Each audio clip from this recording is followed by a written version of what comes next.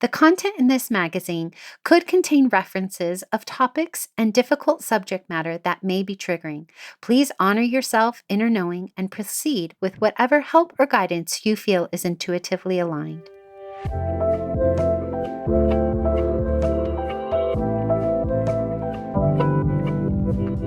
Welcome to Sovereign Magazine Podcast. I'm Nicole George, CEO and founder of Sovereign. I'm so happy you are here. We are the magazine podcast and community guiding 5 million women to their sovereign selves. From heart-led conversations to magical meditations, our inspiring guests will show you how they can help you step into your sovereign self. Are you ready to listen to your inner voice and step into your power? Then keep listening to hear all of the intuitive messages meant for you today.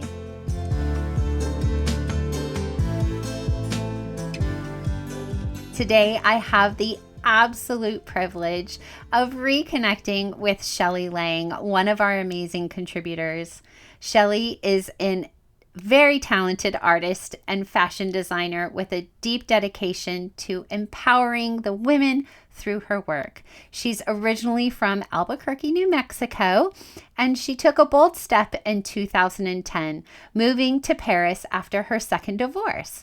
There, she worked with world-renowned names like Pierre Balmain and Sharon Washab while studying at Parsons, Paris. Most recently, though, she received a scholarship to attend the European Cultural Academy in Venice, an incredible milestone that reflects her passion in artistry.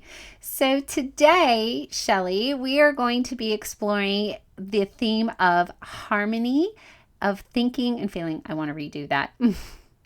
Sorry, Faith. Today we are exploring with Shelly the harmony of thinking and feeling, the theme for our May new moon issue. Welcome back, Shelly. Thank you so much, Nicole. I'm so grateful to be here.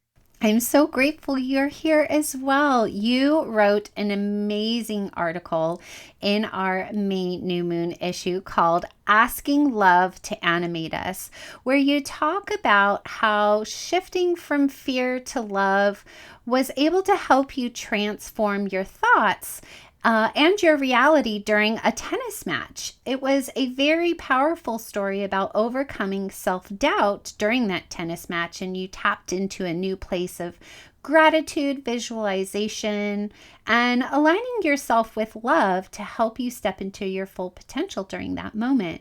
So I would love for you to recap a little bit about that story, perhaps, and maybe how you moved beyond those limiting beliefs into your infinite being of possibilities.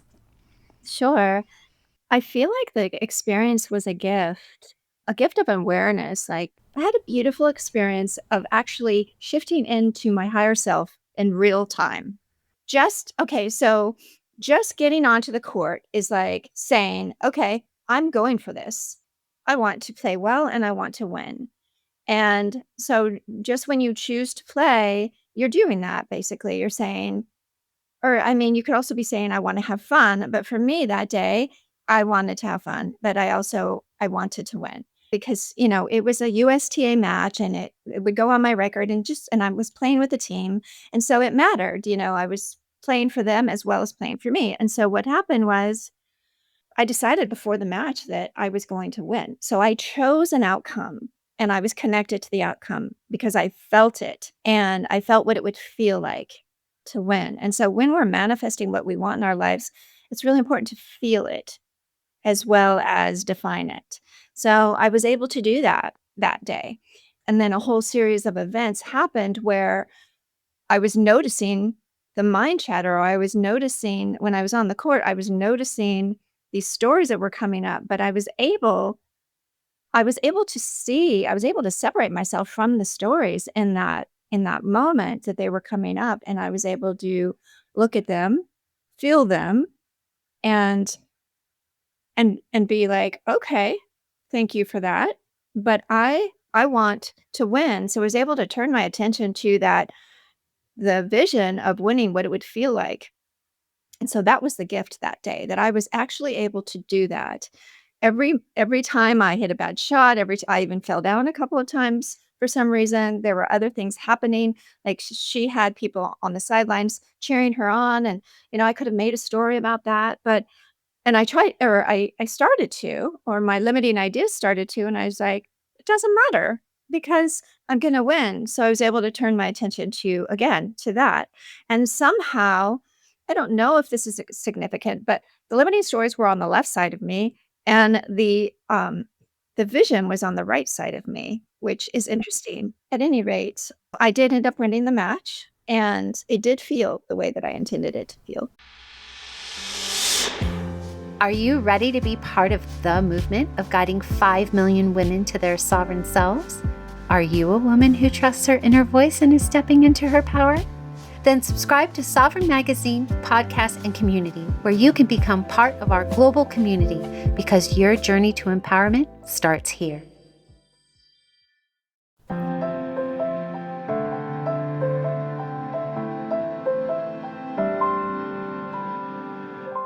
I love this so much, and this actually helps lead us into our brand new series we're calling Steps to Your Sovereign Self. And so we've already had a little conversation, and today you would love to provide our listeners with 4 tangible steps of how they can step into their sovereignty and have a moment like you did on the tennis court where you had chosen to move from doubt and limiting beliefs into an empowered sovereign woman in that moment, choosing your outcome of winning. So there are 4 steps. So first of all, number 1, have the courage to dream. Allow yourself the vision of what you want. Believe you can have it and feel into it. So that takes self-love and it takes trust in yourself. Mm-hmm. That's step 1. Give yourself room to dream and also to move into action. Step 2, when you're in the action and you're doing the thing, if limiting beliefs come up, be aware, notice. Like usually limiting beliefs are going to be a dis-ease in the body. They're going to show up as a dis-ease, some uncomfortable feeling, or an old story which feels heavy. So you want to notice that, hear it out, and then bench that part of you.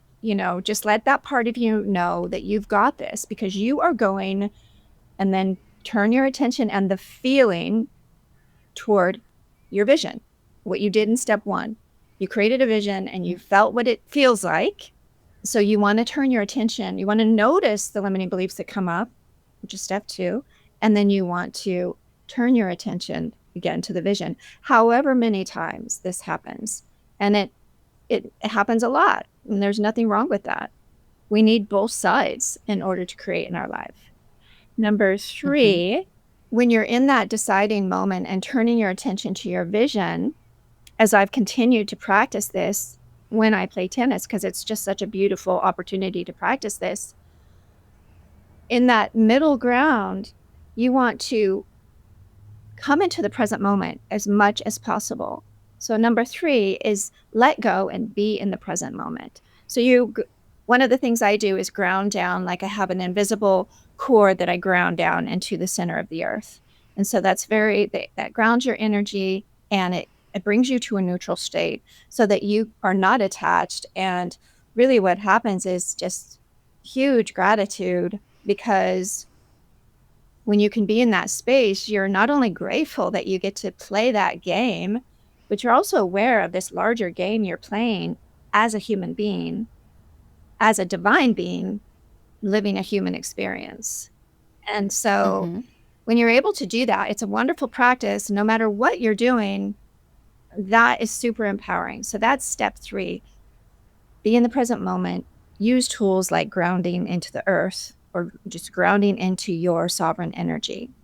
And the 4th step is really a natural movement into, once you're able to do that, the 4th step is being in that gratitude, but come from love, because you're connected in that moment. the energy of creativity is love. And so in that moment, you're connected. And then that's when the universe comes up. That's when you're actually literally manifesting. It's not just you there. It's the energy of the universe, or love, or whatever you want to call it. I like to call it love because it feels like love. Yeah. I think you've also described love as another way of tapping into your higher Yes. self. And so maybe perhaps you can speak a little bit about, maybe a little bit more about that grounding and tethering in for those people who aren't familiar with grounding and tethering and connection to higher self. Maybe we can talk a little bit more about what that might look like for Yeah. them. So grounding is one way you can come into the present moment.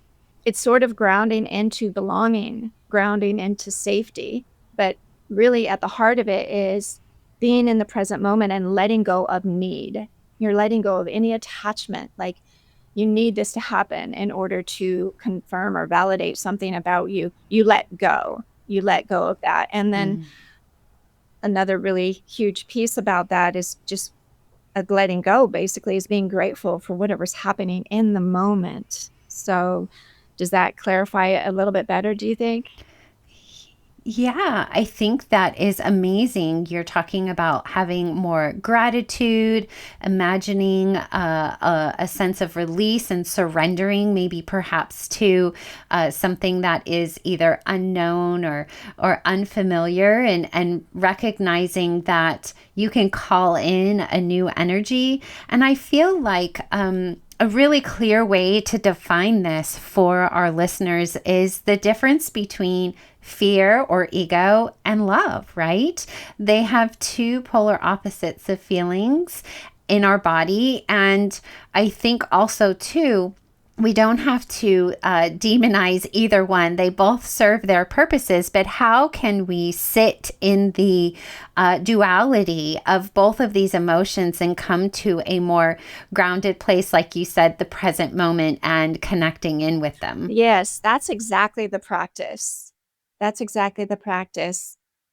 Yeah, so it's like you're aware of the limiting stories, your unique limiting stories, and the vision of where you want to go. You're allowing those energies in the moment, and then you're sort of separating from them in a way that is really your sovereignty. Like, you know that you're, well, how it's come up for me recently is I saw one recently that my unique expression in the world, what's unique about me, my wounds and the journey to my higher self, is the privilege of me.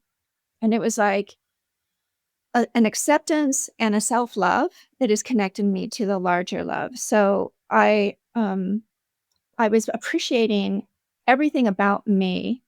Oh, everything that makes me uniquely me is the privilege of me. And yeah, that's another way to think about it. I love this so much. And I want to tie this back to the fact that you have your own private community within Sovereign Community where you are connecting with women about all of these topics, excuse me, the privilege of me, your unique self, tapping into love and your higher self through many different modalities. You also have this amazing visualization and activity people can do with 4 quadrants. So if you're looking for more ways to tap into your duality feelings, Shelly has more for you. So I want to encourage everyone to go to the show notes. Shelly's private community will be in there. Access to all of her links and her bio are in our show notes. I'm so grateful for you and the gifts that you are giving to this world, Shelly. We need more people like you helping people step into their sovereignty and self-love. And so I really appreciate you being here today. Thank you so much, Nicole. It was my pleasure. Thank you for listening. This is the last episode for this issue. I'll be back again on the full moon with another soul-led entrepreneur here to help guide you to your sovereign self. Subscribe to our magazine and podcast and join our global community for all the magic. Details to connect with today's guest or join the movement are in the show notes. If you enjoyed this episode, please leave a review. It helps us reach our goal of guiding 5 million women to self-sovereignty.